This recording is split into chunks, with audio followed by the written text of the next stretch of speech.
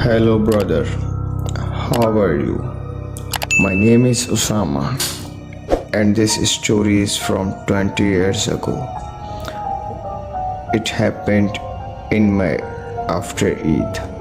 I had to go to Mardan because my cousin was getting married there.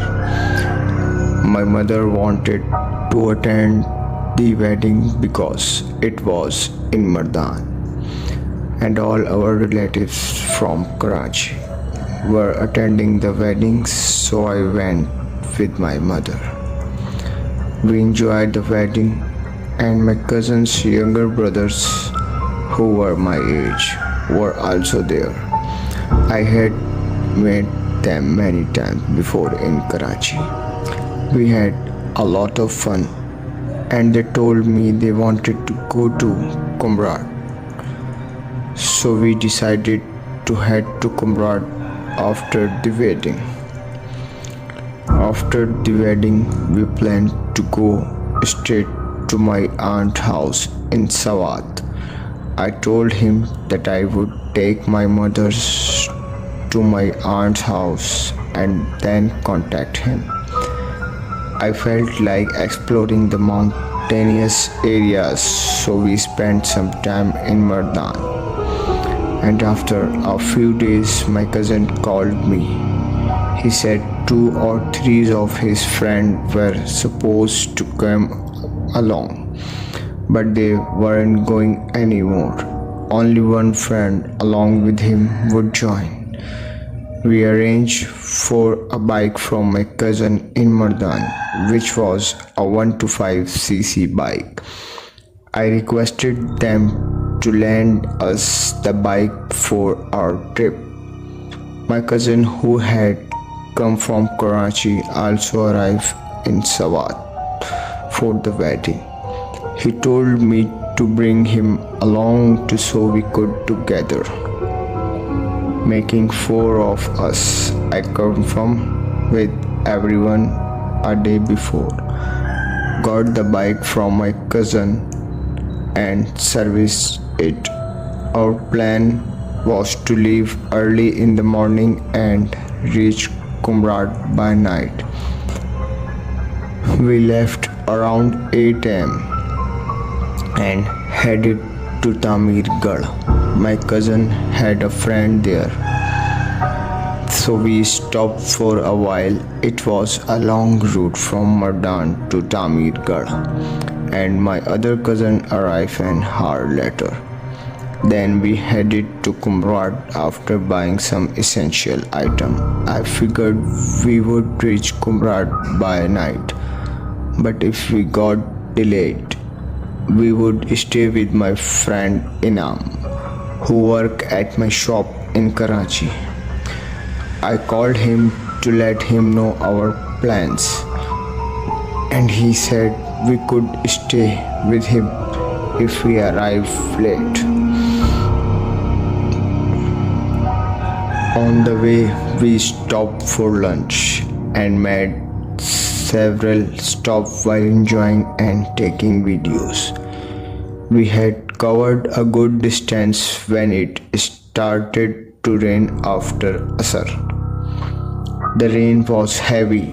We traveled a bit in the rain, but then we stopped at a site. When the rain eased, we continued our journey. By the time we were traveling, the Maghrib prayer call had begun, and it was getting dark. We were still not near Kumrat. As we rode, we were surrounded by mountains, and it was so quiet that you wouldn't believe it. Only the lights from our bike were visible, and we didn't see any other vehicles. As we continued our journey, the rain started again. During the first rain, we had bought jackets to protect ourselves. Anticipating more rain ahead, we continued our journey wearing jackets, but As the rain increased, it becomes difficult to ride. We noticed an old mosque nearby in a very dilapidated condition. It was around 8:30 or 9 at night. Since it was summer, we stopped by the mosque. Our friend had told us to reach his house before it got dark, since his house was in the mountains where no vehicle could reach. He had mentioned that there was a friend's house by the edge where we could park our bikes and then walk up. I coordinated with him through phone calls. We reached that mosque and I told my cousin we should stop here. He agreed, so we decided to stay for a bit since it was also raining. We thought we could go inside the mosque and pray, hoping the rain would stop.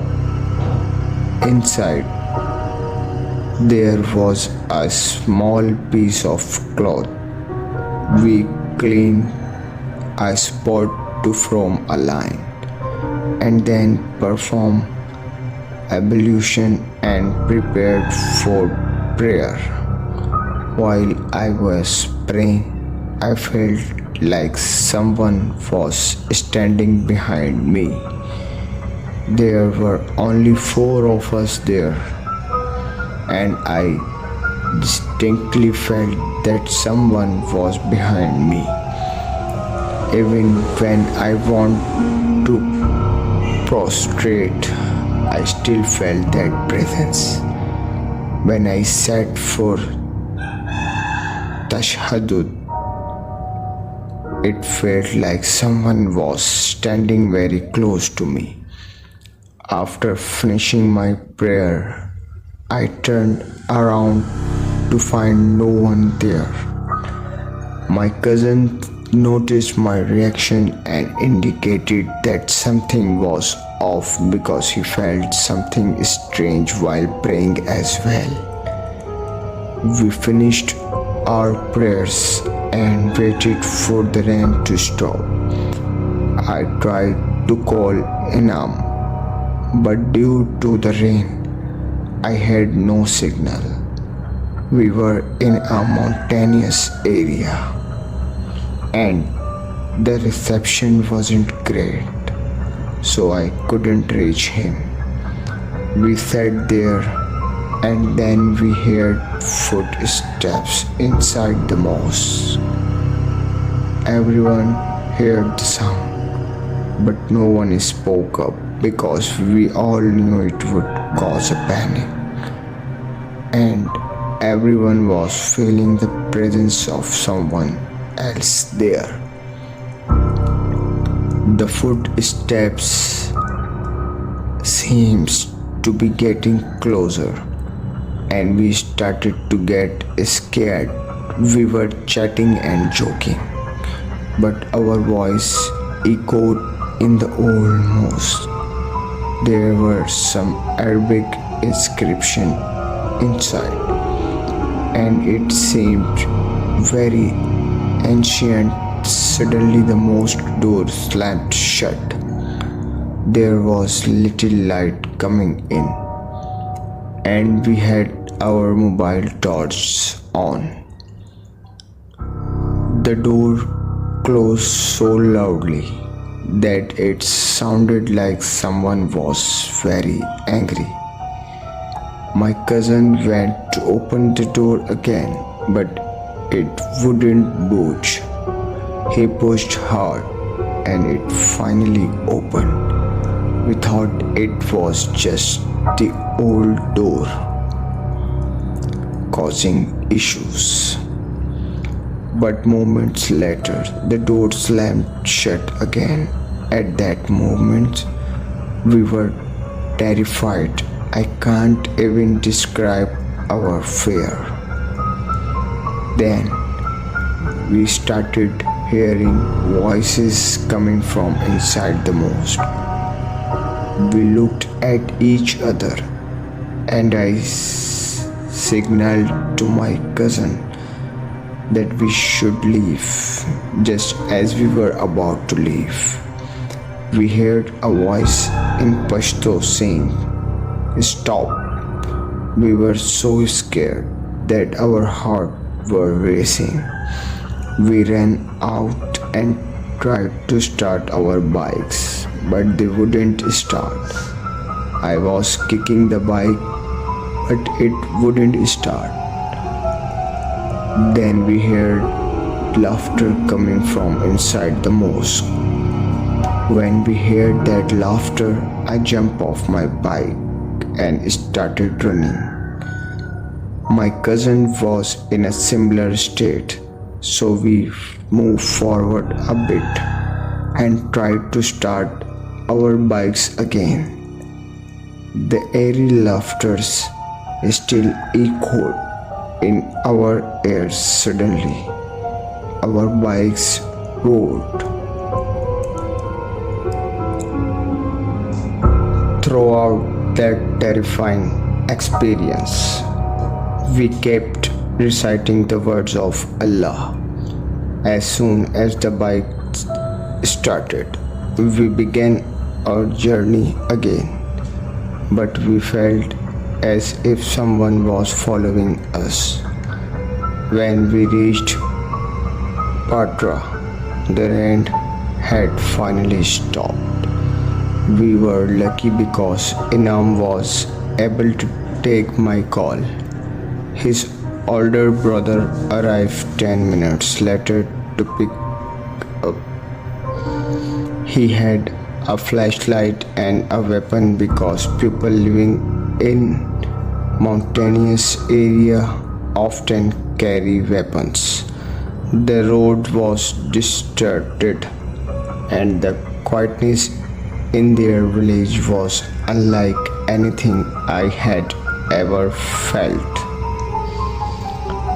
We were on our bikes and I could feel the weight of the air. It felt heavy throughout the entire scenario.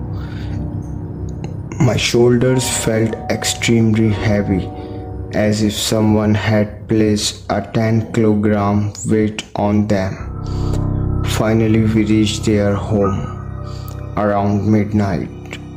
We didn't mention anything that night, but when we woke up in the morning, we told them everything that had happened to us in the mosque.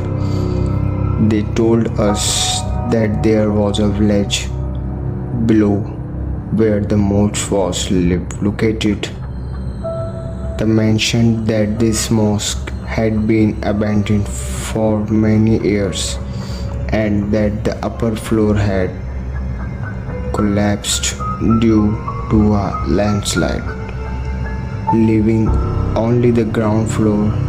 There were 3 other mosques in the area that people still visited, but no one went to this particular mosque anymore. It had become a mysterious place. They said they had heard that if anyone gossiped near the mosque at night, it would frighten them. The next morning, we headed towards Kumrat and had a lot of fun there. However, one part of our experience remained attached in our mind, something we have never been able to forget. Even now, as I share this story with you, all the scenes come rushing back and the air on my body stands on ends. We were truly terrified. So, this was my story and I hope you include it. Thank you for allowing me to share it friends. I hope you enjoyed today's story. If you like them, don't forget to like the video. If you are new to my channel, please subscribe. Take care of yourself and remember me in your prayers. I take your leave now, hoping to meet again with another interesting story. Goodbye.